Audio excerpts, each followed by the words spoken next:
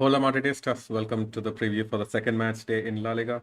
We are already a club in crisis, a team of three left wingers, no ball progressors in midfield, a bunch of injuries already, a suspended left back. What else can happen? So, we're gonna take on fourth place Valladolid as we look to stay away from the relegation zone. I guess that's where we are. And this episode is brought to you by Manscaped, the pioneers in male grooming. This summer, if you're looking to go bald and want that Walter White look, Manscaped has you covered with Scalp Buffer. It'll leave your scalp smooth and supple like a baby's bottom. Use code LBR20 at manscaped.com for 20% off for your order and free shipping. That's LBR20 at manscaped.com. I'm joined today by the maestro himself, Senior Farouk. How are you doing, man? Are you melting like the rest of the fan base? Yeah, man, it's just one game, man. So like we are all chill, man. It's nothing like you don't expect, people to just, learn how to play together after two games. So yeah, man, it's just one of those games, and it's better to happen now than to keep happening, come January or February. So this is the time where people learn to play together or watch it and whatnot. So yeah, man, it's just all chill, man, on my side, man. Nothing to worry about so far yet. Okay, and what did you make of the game against Mallorca? Are those all valid concerns that the fans were saying? They were like, with certainly missing Cruz, we're looking shaky on defense. We have no right wingers. Carvajal looks gassed. I mean, that's the thing, as when you check, our other the video that we listed there, you could see, like, even the commentary there is that, like, there is no replacement for Tony Kroos. Like, there is no player that is the new Tony Kroos. So, of course, you're going to miss him. So, this is just the thing. Like, we're going to learn to play similar the way we learn to play without Cristiano. We learn to play without, Karim Benzema. So, we're going to learn how to play without Tony Kroos as well. So, of course, like, Tony Kroos, he's a one of a kind player. But, yeah, I mean, yeah, let's not just, through everything that down that side, man. Also, like, the front three needs to gel. Of course, the lack of Tony Cruz is there, but like players will develop into that role as time goes on. So there is, in my opinion, yeah, not yet anything to worry about. Yeah. Yeah, I have to agree. Like, it's just one game, but like at home, we are gonna expect Real Madrid to come out firing against Valladolid. If that doesn't happen, I low-key might start melting myself. But yeah, Yeah, man, like, I would totally agree with you on that, man. It's a home game, so I think that's the thing. Like, if in the first 45 minutes goes, if they're still, not kind of clicking somewhere, no one, doing what they do. I don't know, Vini doing his stuff, or Mbappe doing his stuff, or Rodrigo doing his stuff. I think, yeah, you're right. It's something that's gonna, like, kind of if the fans, and we might start to hear, some noises. Albeit not too loud, I think, but we might be hearing some noises at halftime, man. yeah, definitely. So yeah, I think we'll just go via delete really fast and then go over all the problems that we have. So yeah, very delete. They after just spending a season in Segunda, they're back in La Liga. We said our goodbyes to Cadiz, Almeria, and Granada, and this time it's Leganes and Espanyol back as well. They have a new manager, Paulo Pezzolano. He was previously managing Cruzeiro in Brazil, like before taking over Valladolid in the Segunda last season. So I hear good things about him. Like all the modern keywords, are ticked off 4-3-3, switch of play, counters, pressing. That's what he has going on. So yeah, and if you take a look at all of his signings so far, at least the people that he's brought back from loan, the people that he signed, it's all young players who can run around. So as you know, Mario Martin, he joined there on loan. Latasa went there on a permanent transfer. They brought in Raul Moro from Lazio. He's a left winger. He looks good. He scored on the weekend as well.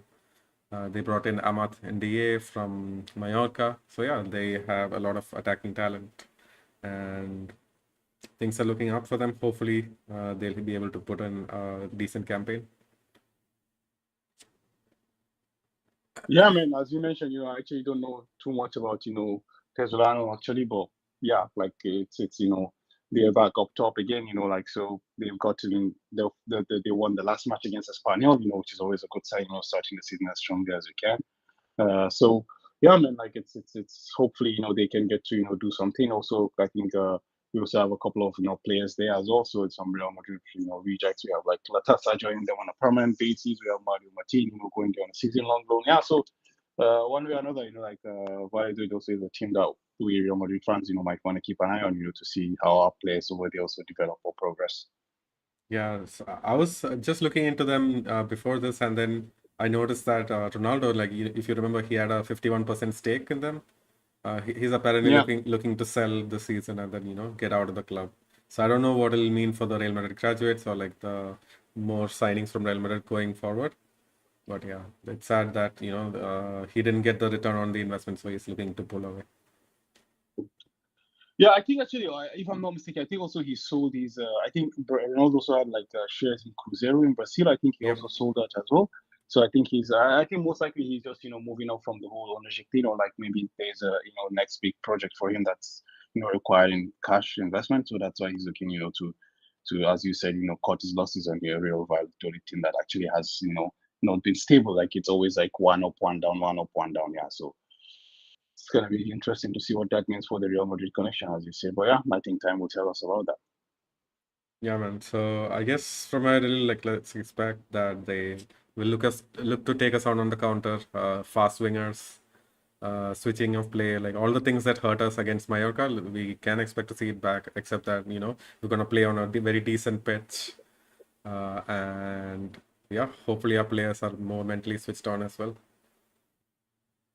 Yeah, so I see you've also you become Xavi Hernandez as well. Like it's a bad pitch, that's why you could not win the game. I mean, I don't know what to say, man. Like that pitch, like everyone looked uncomfortable on the ball. It just looked like they were all like playing like gazettes, Nobody had balance. Everyone was slipping. Yeah, man, it is what it is, man. Like, I mean, this is the thing. Like, that's why you have home advantage, right? The home teams always try to find an advantage, whether it's like cutting the grass long or short, not wetting the grass or over wetting the grass, stuff like this. These are things that are going to be there, but just the team has to be, just proficient enough, to kind of, or rather create enough chances to put things away, which was what didn't happen, in the last game. The chances were not created enough, hence the reason why we couldn't, put the team away. But yeah, I mean, in that game, you could all argue that actually, like Mallorca looked like the likely person to actually score, to get the 2-1 and not Real Madrid. So yeah, that also says a lot about the performance as well. But yeah, the pitch, it is what it is, man. Let's just go down that path, bro. I mean, to be fair to me, Ancelotti was even talking about the pitch in the pre-conference. He was like, because the team actually trained at the Bernabeu on Saturday, and then so apparently the turf has changed from last season, so they just want to get used to the new pitch, and hopefully they get really used to it. And then last season, even our pitch wasn't like something to actually brag about. You saw players like slipping all the time. Yeah. So yeah, hopefully this season things are different. But yeah, man, I guess we have a lot to talk about in terms of Real Madrid. Do you have anything else in terms of Valladolid, or we can head over to the ad break and then talk about Real Madrid? No, man, I mean, this is the perfect time, just to shift into that. And when we come back, we can talk about the lot of juiciness that's happened around Real Madrid across, past 48 to, 72 hours. Yeah, it's always a crisis at Real Madrid when we draw out on those. Okay, I guess we'll let Doris take the word for our sponsor Manscaped. Big up, Doris. Hola Madridistas, let me remind you that we have a partnership with Manscaped, so if you want to help us support this project and channel of ours, please do so. Visit manscaped.com, use code LBR20 to get 20% off and free shipping. That's code LBR20 to get 20% off and free shipping. This season hasn't even started, and we're probably going to need what I'm about to talk about right now. Today, I'm here to introduce you Scalp Buffer by Manscaped. It is a thick silicone scalp cleaner that is 100% antibacterial. It helps you take a shower, clean your head. It helps you exfoliate your dry skin cells on your scalp, your hair cells, and helps your hair stay healthy in many other ways, like stimulating blood flow to your hair follicles. It is a very cool little piece of equipment that you can add to your showering experience and really doesn't take any space in your shower or any other effort to use it. And at the end of the day, it's basically like a little mini spa treatment. You get to massage your head, and like I said, we're probably going to need this before this season even started, because our hair is going to be falling out. But yeah, if you want to help us out and support the channel, use our code LBR20 to get 20% off and free shipping. That's code LBR20 for 20% off and free shipping. Thank you for watching, and back to the video.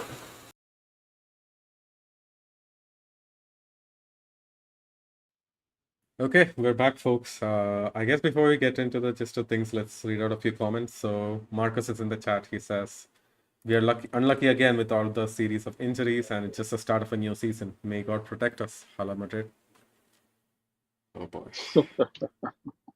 So just to round it off, it's Mendy suspended and Kamavinga injured. He's expected to come back in September. So is Jude towards the end of September. Is anybody else injured? Yeah, David Alaba is going to come back in October, hopefully. Okay. October, November. And I think that's about it, right? I mean, that's at least the key players. Okay, we had the young defender also from Castilla with the ACL. Yeah, a couple of players Yeah, from but other Castilla than with the that, ACLs, but nobody else in the first team. Other than that, I don't think anything. I mean, like, unless people start falling like fly, man. I mean, we should be able to to handle this period because it's September, man. Like the UCL games are not important. It's like, I mean, no one has ever won a title in September in the history of football, So and no one has ever lost a title in September as well. So I think it's it's still quite early. So I think that that's all the depths that people keep shouting on, the squad and all this. I mean, this is the time to show that, because the center back is a position where we do not have any depth. So this is where a problem might come into play. Not just center back, defense as a whole. This is where you get in, you get more worried. Like if you're getting a center back injured or a full back injured, then your blood might start to boil. But I think with midfielders, for attackers, okay, yeah, they're still okay. I actually genuinely do not think like the depth in the midfield is that as much as people think it is. But I think like we can survive. But in attack, I think like we're good to go. Like you take out one of them, you put in Brian Diaz. I think you still get the team to click and to perform. Of course, like there's a difference in the potential of those players, the capabilities of these players, but they still find a way to perform. You take one of them out, you put in the likes of Aguilera as well, with all the promise he showed with Turkey over the summer as well, like how he ended last season. Also, you expect something to show up there, and then we have, the Roy Young saying Hendrick as well. So, yeah, but I mean, I'm not that, pessimistic. I'll be a bit more optimistic, than thinking that doom is coming. Yeah, for me, just one missing off in like the defense at this month. Let's say someone goes off with a red card, maybe Militao, and then suddenly we see Chaumeni in defense, and then who's there to play CDM? It's probably going to be Valverde who plays there, and then Modric and Ceballos in the midfield. I don't know. That just screams like problematic for us. Yeah. Yeah, that's very true, but I mean, that's why I said, like, this is the time, to let all that shit happen, that all that shit unfold. Because the point is, when you look at it, I think we play Atletico Madrid on the 28th or 29th of September. I'm not exactly sure what date it is. So basically, like, you have 1 month from now till then, hopefully, we hope that by then, Jude is back, Kamavinga is back as well, you understand? So even if in that case we have someone getting a red and Chouameni dropping in there, you have Kamavinga and Freddy playing the double pivot also. It kind of like still gives you a bit of confidence and stuff like that. So that's it. Like I think till that game against Atletico Madrid, I think the strongest team we play is Real Betis or I think Real Sociedad. I'm not sure which one of them it is, or maybe both of them. So I think it's with all due respect to them, I think like even without Bellingham and Kamavinga, we should be able to find a way to deal with these guys. If we can't, then I mean then there's bigger questions to be asked. Indeed, yeah. I mean, yeah, that makes sense, man. Like, I'm just worried. Are we actually gonna be seeing a change of system since Bellingham is out this time? Because it's not like we have like a drop in replacement for him. There is no one who can like bomb forward from the midfield. Modric is not gonna do that. He's not gonna get into the box. So RMC Hassan is in the chat. He says reports say that Rodrigo is actually gonna play the number 10, and then we're gonna go back to the diamond formation already. So early on this in the season. A diamond formation, so they're bringing on Luka Modric and they're gonna play Chouameni as a single pivot, and then Valverde and Luka as midfielders, and Rodrigo as a 10. Yeah. Well, that's quite interesting. I mean, I feel like at various points in the Mallorca game as well, we saw that Rodrigo dropping deep. There's nobody in the right wing. We were almost playing a diamond. Well, I don't know, man. I would say we weren't even playing a diamond. We were playing something more of like 4 left wingers, if that's Four such a left thing, wingers. you know. Yeah. Yeah, but I think that's also the thing. Like, while I wouldn't put Rodrigo in that position, I would still, I think the diamond might be the way to to go back to compensate for the loss of Jude Bellingham rather than the 4-3 that was attempted previously. But yeah, it's quite interesting to see how the team will line up. But the question now becomes: will you play Luka Modric in that whole, with as that 10? Rather than Rodrigo, would you continue the 4-3 and leave it to Luka, Freddie and Chouameni to patrol the middle of the park? I don't think Luka still has that legs in him, but I think for 60, 70 minutes, I think he can still do a job in that same 4-3-3 with Freddie Valverde and Chouameni. So I think maybe going to the diamond is not just yet there was a reason why the diamond won, in my opinion, and I think Jude's athleticism was one of the reasons why. So I Yep. don't think you can expect that kind of same performance from Rodrigo. So I think when Rodrigo is playing in that position with Kylian Mbappe and Vinicius Junior, I just kind of think eventually it's going to become again 3 left wingers. So that's my biggest calm about that, like playing Rodrigo as a number 10 behind, because I think it's important who you're playing with, right? If you're playing with a traditional 9 like a Benzema, or like or I don't know, maybe eventually later on Cristiano also became a 9 as well, like with those kind of guys. Or even last year we had Joselu as well. When you're playing with those kind of guys, maybe it's playing Rodrigo as a 9, as a 10 rather, make a lot of sense. But I'm not too sure, man, honestly, Jacob. I wouldn't like to, because I kind of feel like that drifting is something that comes natural to him, just but who knows, man, like maybe there's something that that's off the sleep of Carlo Ancelotti and and Rodrigo as well. So it's going to be interesting to see how that unfolds. Yeah, I totally agree with you, man. Like, I would have liked to see this diamond if Camavinga was actually fit. He could have actually maybe replaced Bellingham to a certain extent with his industriousness, especially considering that, Mendy is going to be out, and that left wing, it's going to need more coverage. Uh, Even though we have like 3, 4 left wingers, nobody's going to track back. I feel like, Chouameni has work cut out for him. He's going to have to really come over, and maybe even Valverde has to come over to cover. So yeah, I don't think we're going to go back to seeing a pure diamond, maybe the 4-3-3, and then if it doesn't work out, I'm going to bring on Brahim early on. Hopefully he can link up the midfield and the offense. Exactly. So I think that's also one good name to put out there. Like going back to if you're gonna go back to a diamond as well, I think Brian Diaz is a very good name to throw out there. But yeah, I don't know. I just don't see how with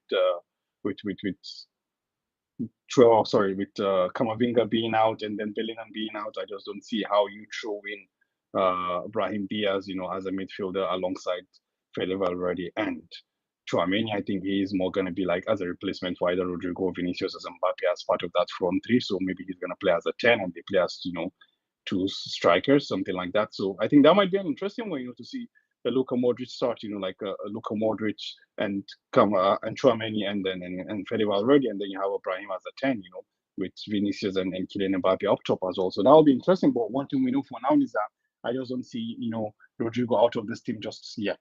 I think maybe down the line, in the coming weeks or months, we might see Rodrigo eventually, take a seat on the bench. But I just think for now, like Rodrigo is still in this team.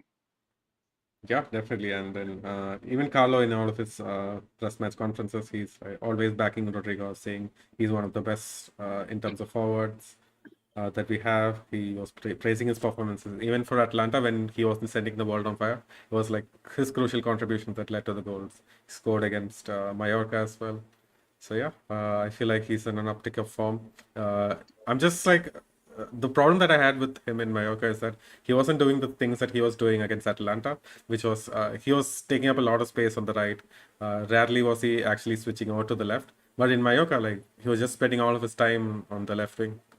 I don't know what the instructions were for that, but yeah, I would like to see him stretch the field a bit more over on Sunday.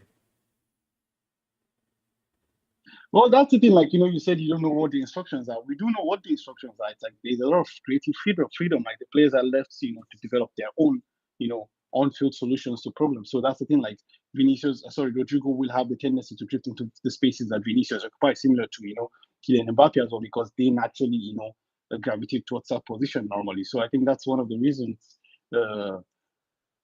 That's one of the issues that's gonna need a lot of work on, something that's gonna need to be blended out. But I do believe that like again, these are very intelligent players. They will find a way to fit it. But just maybe these matches are just coming too fast, too soon for them, considering we had international tournaments in the summer, so these players haven't actually played too well with each other. So for now, I will just preach patience and caution with the players.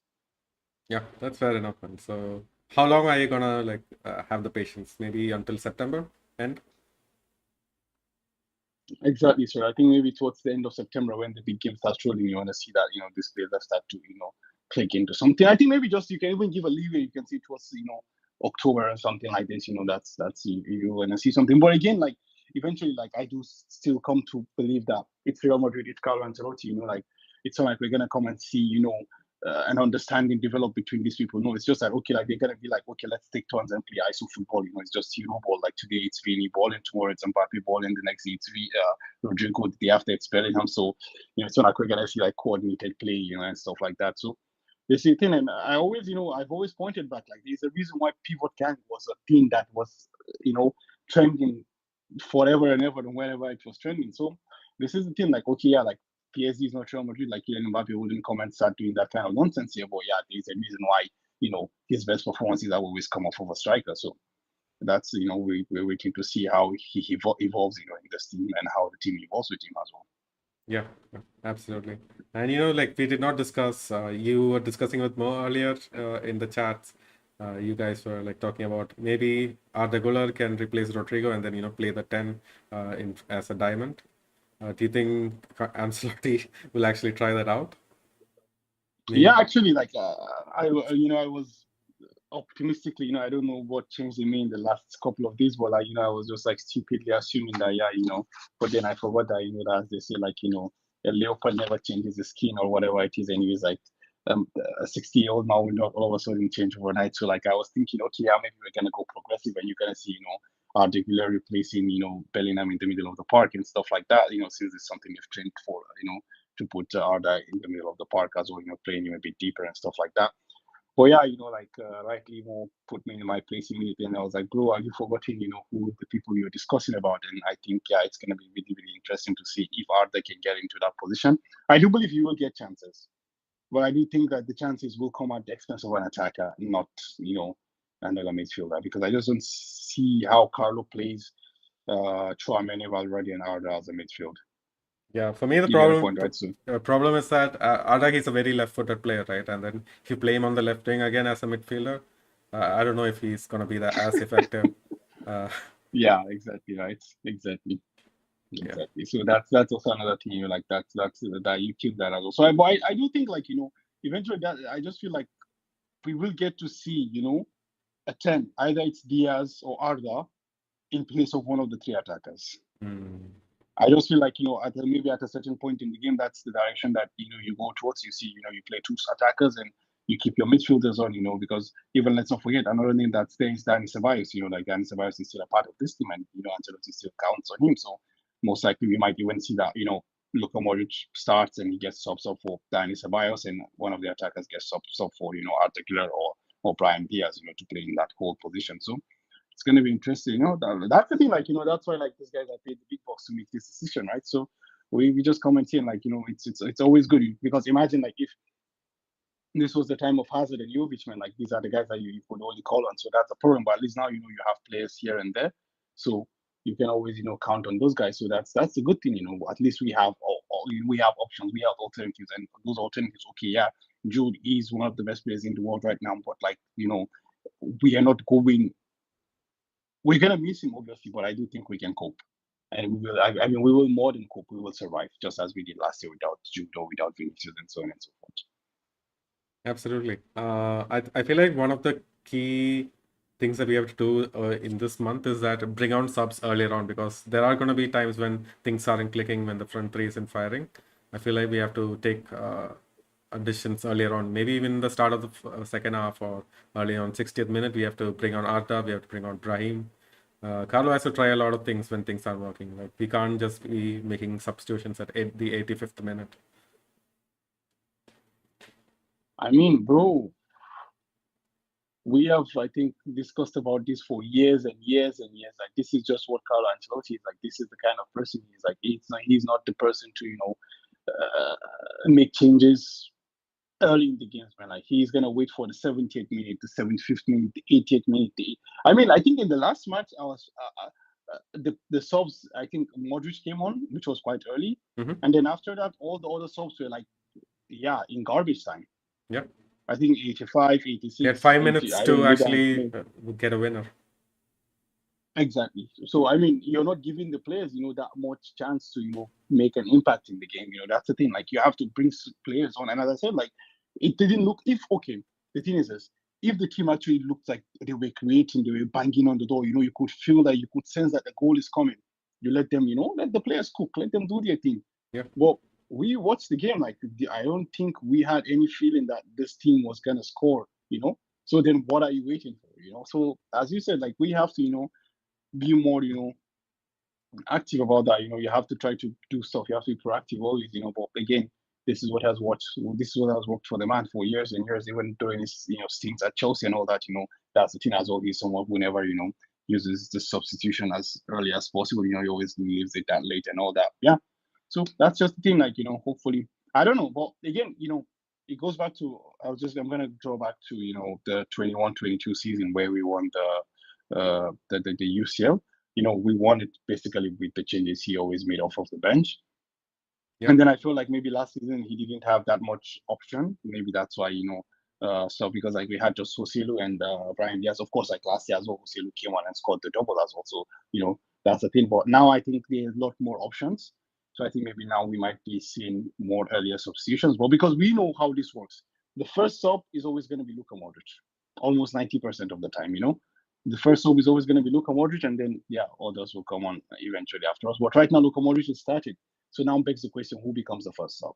Brahim Diaz, Arda Güler, What do you think actually, like, who's your first name off the bench? Is it Brahim or is it Arda? Actually, I would say, like, I'm as much as I do like Arda, I think like Brahim Diaz has put himself as the first option off the bench, as that 12th man. Yeah, he brings that imperative, like, when we absolutely need the goal. 5 minutes to go, Brahim is your man. Exactly. How about Hendrik's chances? Do you think he can get some minutes this month?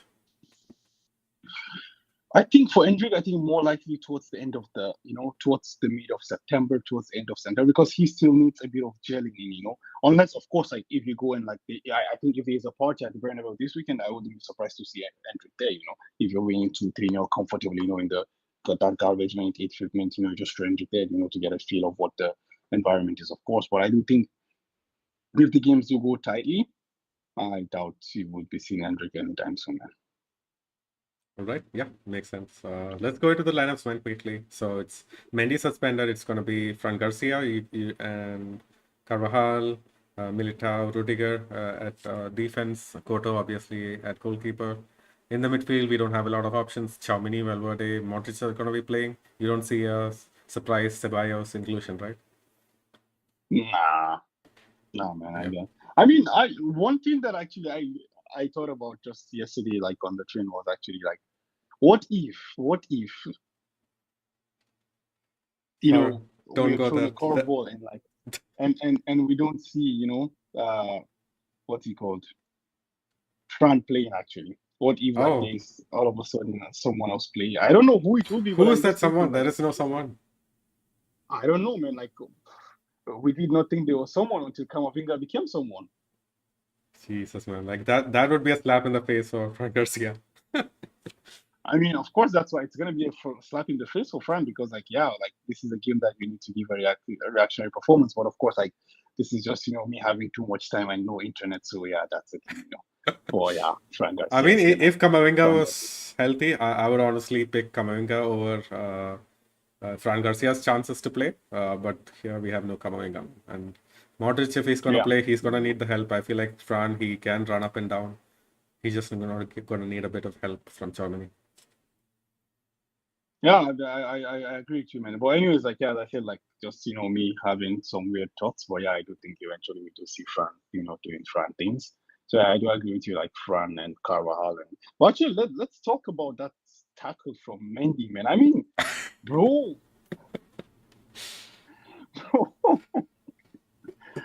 what the hell, man? I mean, Man, why, I feel like the whole why? game he was leaving his studs in, or like being a bit more heavy-handed towards the Mallorca players. I guess it was mostly clean challenges, but he was being heavy-handed, and then I just get the frustrations got to the head, man. Like I just don't see any other I mean, explanations. it was like 90 plus 6 or something like this. Like, bro, like, what the hell, man? 90 plus 6, what are you red carding who for? Like, for what reason? Why are you throwing that tackle, man?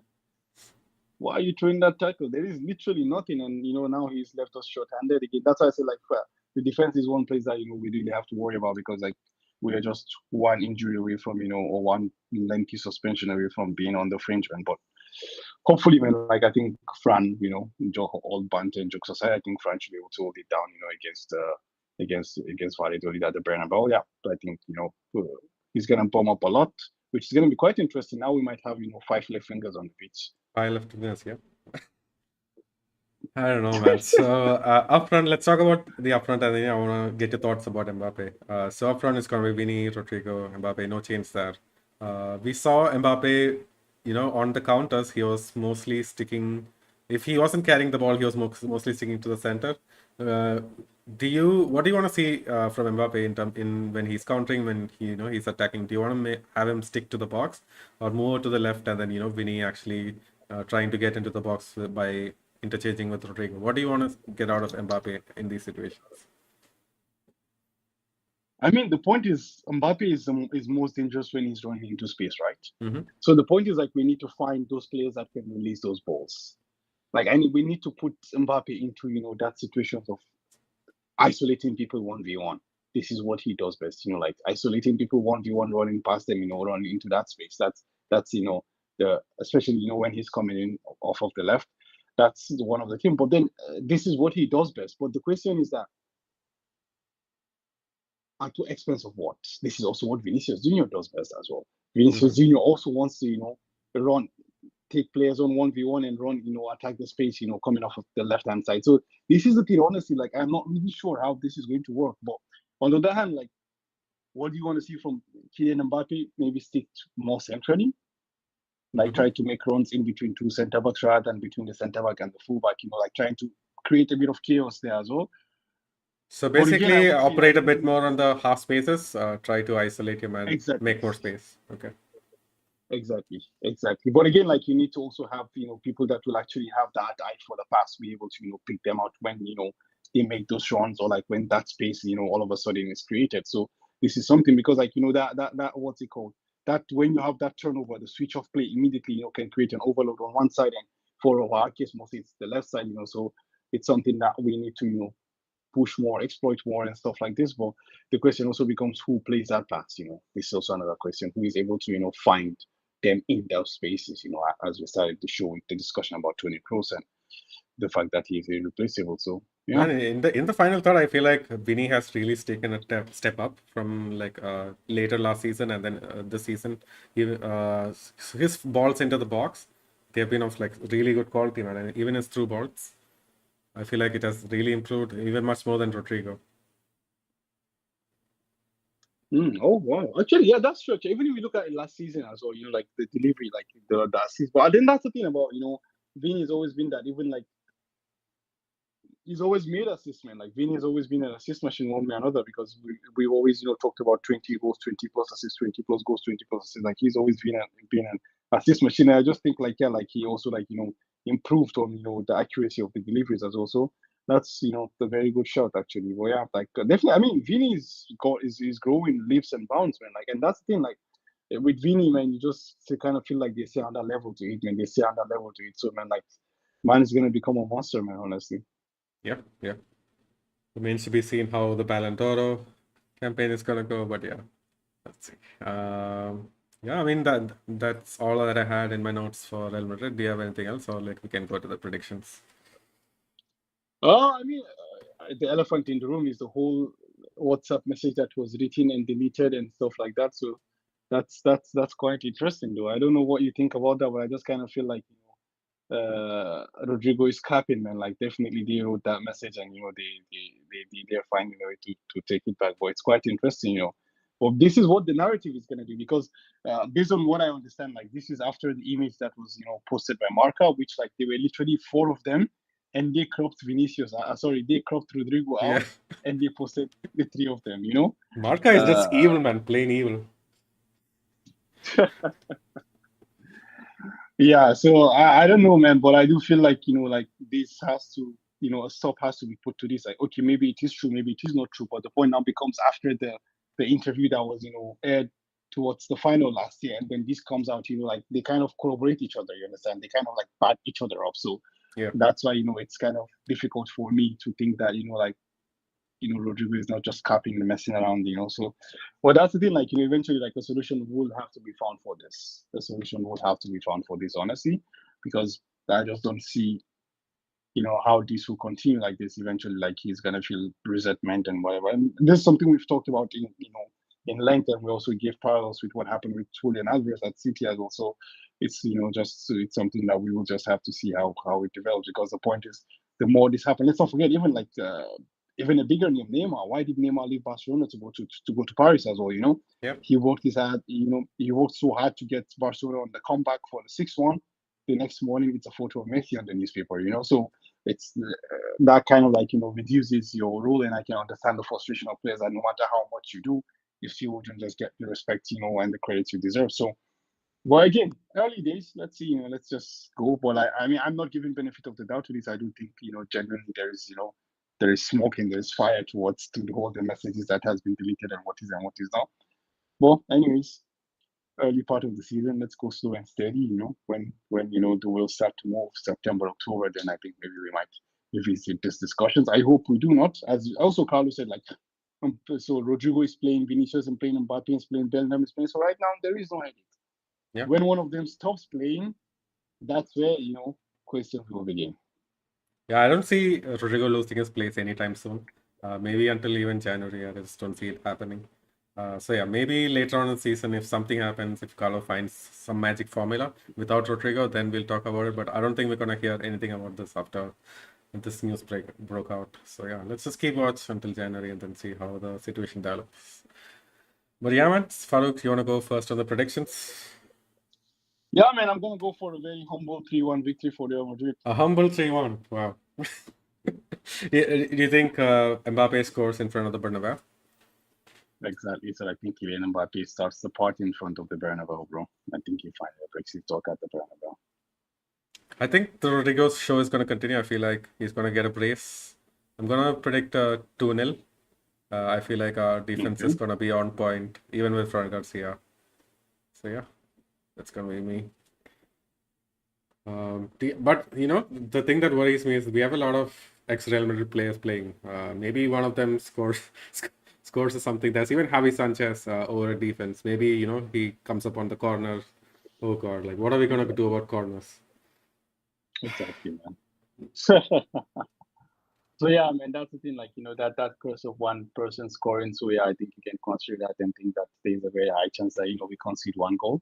But I still understand the point that it's Valladolid. Like it's not like they're hitting all on cylinders. Even last game they won 1-0. So as also, yeah, let's see, man. Well, I do think we're gonna get one in our in the back of our net, but we're gonna still win 3-1 comfortably.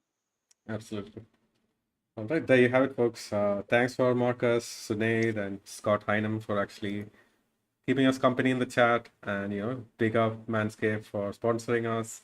Head on over to our Instagram for our short form content. Sid is gonna be up from giving you footage from the Bernabeu, so watch out for that. And big up our partners over at Real Madrid Committee. They're on Instagram as well.